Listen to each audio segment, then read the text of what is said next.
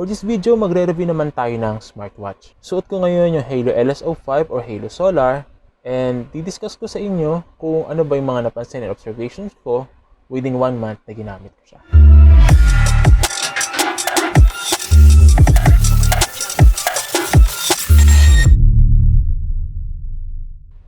Inside the box, of course, you'll have the watch, then yung manual sa loob, at saka yung magnetic na charger niya.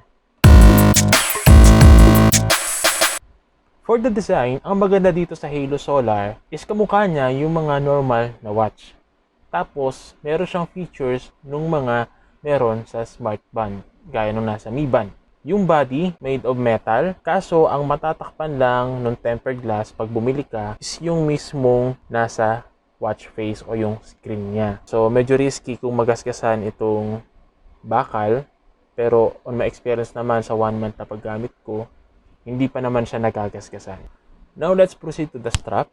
So, gawa siya sa silicone and originally, black ang makukuha mo upon unboxing, which is pwede mo siyang gamitin sa kahit anong occasion and madali siya i-partner sa susuotin mo. Kung gusto mo naman palitan yung strap, may mabibili ka for around 100 to 400 pesos. At sa pagkabit naman at saka sa pagtanggal, sa original na strap, hindi ako nahirapan. Pero yung binili ko na metallic, medyo kapaan siya. Siguro, factor na rin yun na hindi siya from Haylou.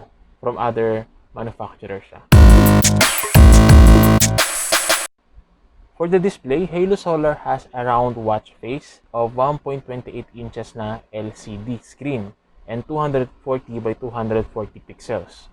On the home screen, makikita natin yung time, yung beats per minute, kilocalories burn, step counts, at saka yung distance ng nalakad mo. Pag sin-wipe natin, dito naman yung take a break. May options ka kung 1 minute or 2 minutes. Next is yung statistics mo. Same din yung nalaka sa screen. Step counts, kilocalories burn, at saka yung kilometers na nalakad mo. Next is yung beats per minute. Ayan, nakikita natin kung ano yung BPM ko ngayon. To be followed by nung sleep details mo. Kung ano yung oras ka nagkaroon ng light sleep, deep sleep, at kung gaano ka katagal nakatulog. On the next screen is weather. Make sure na connected yung Haylou watch mo sa Haylou Fit app para makapag-sync sila ng weather. Okay, let's talk about the functions naman ng Haylou LS05 o Haylou Solar. Touching the side button, yan, lalabas yung home screen. Then, pag swipe up natin, yan, yung stats, BPM or beats per minute, sport, weather, sleep, notice, music setting, more, and setting. So, under no status, lalabas yung steps, kilometers, and kilocalorie mo. For the PPM or beats per minute, mariread niya yung heartbeat mo as long as nakasuot siya sa wrist mo.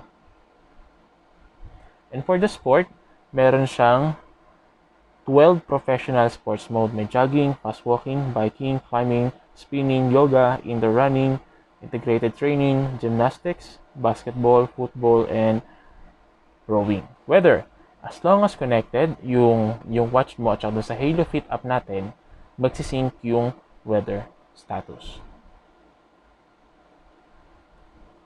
Sleep. Ang maganda dito kay Haylou, mamamonitor mo kung paano ka natutulog.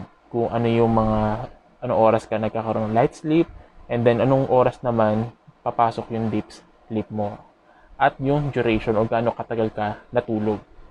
Sa notice, o ito yung tinatawag na notification, makikita naman dyan yung mga message or mga notification sa mga apps na in-approve mo para mag-display sa watch mo.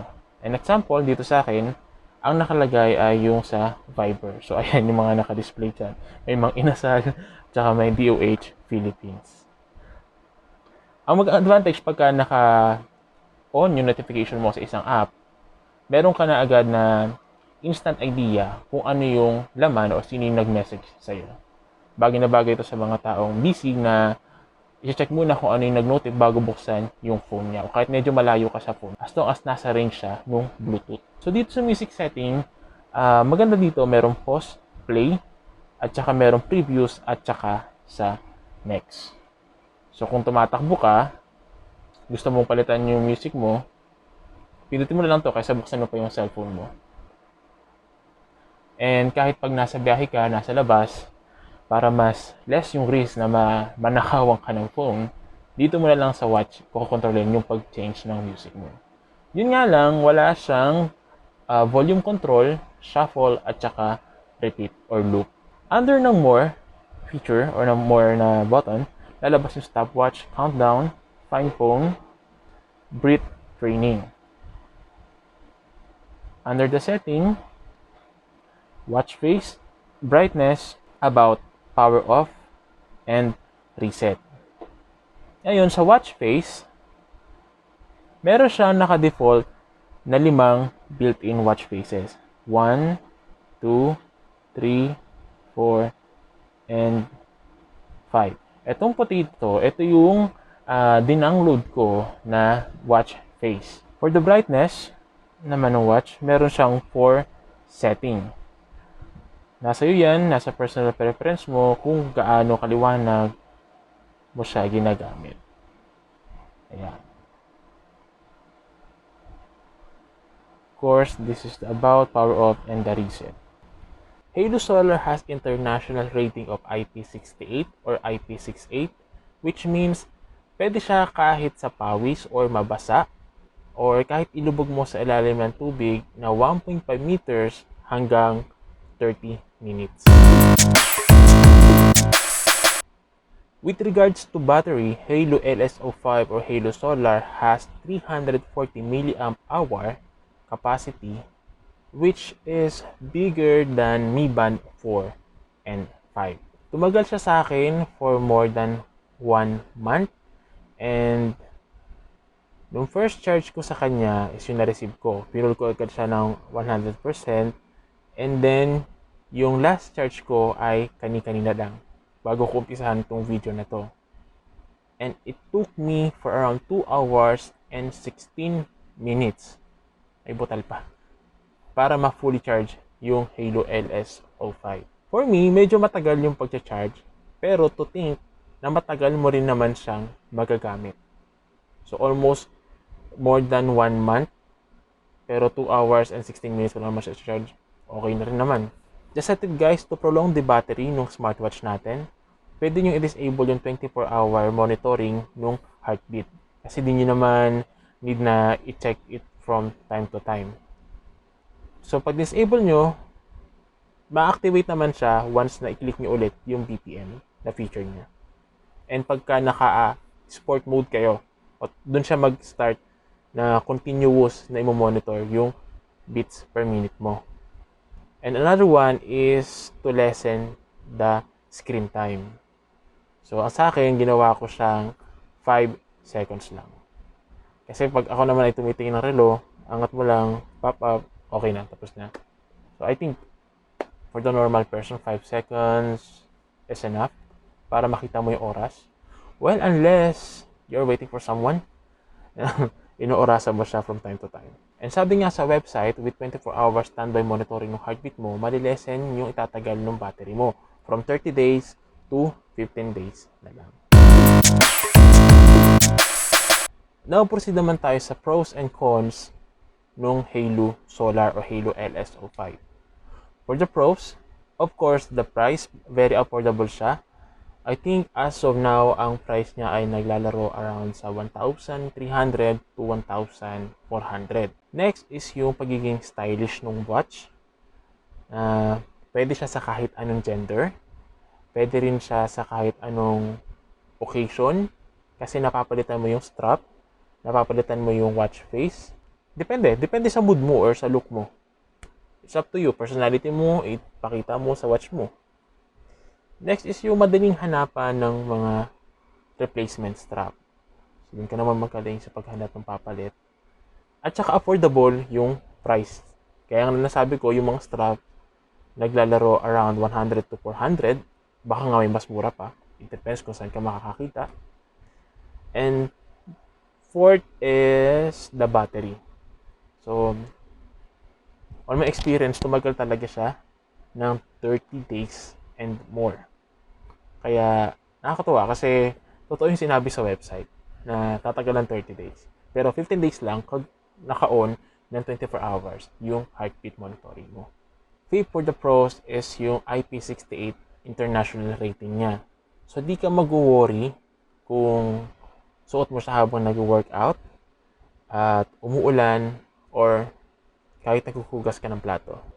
For the cons, one is yung di masyadong accurate na reminder feature niya. Kasi minsan, nakatayo ako pero magno-notify siya sa akin that I was sitting for too long. So ako naman, upo na lang ako. Tapos tayo na ulit din ako. Hindi ko alam kung bakit ganun siya eh. May problema yata minsan sa kanya. I don't know. Baka bug or something. Next is yung feature na napansin ko na meron sa Mi Band. Siyempre, hinanap ko sa kanya, di ba? Na meron sa Mi Band na wala sa Haylou. Kasi napakagandang feature yun sa Mi Band. Yung pag tinaas mo yung kamay mo, sa mag-light up to show the watch face, and then, i-rotate mo, magpapalit yung nasa naka-display. Pwedeng nasa step count, kilocalories burn, ganon. So, maganda sana kung meron ang Haylou na ganong feature para hindi mo na kailangan pang gamitin yung isang kamay mo to change ng screen. Next is yung there are chances na pag nilift ko yung hand ko, hindi nag-display yung screen. Naka-block pa rin siya. I'm not sure kung ako lang ba kasi baka minsan naman ay pag nag-lift ako ng hand ay hindi masyadong taas. Or baka gusto niya yung exaggerated na pag-lift. Ewan natin. Pero mas marami naman yung times na nagde-display yung watch face o yung home screen niya. And that's all for this video. Also, if you like the video, please give me a thumbs up and subscribe. If you like the content of this channel, please hit the notification button below for future updates. Once again, it's me, Elpalanca, and see you on next video.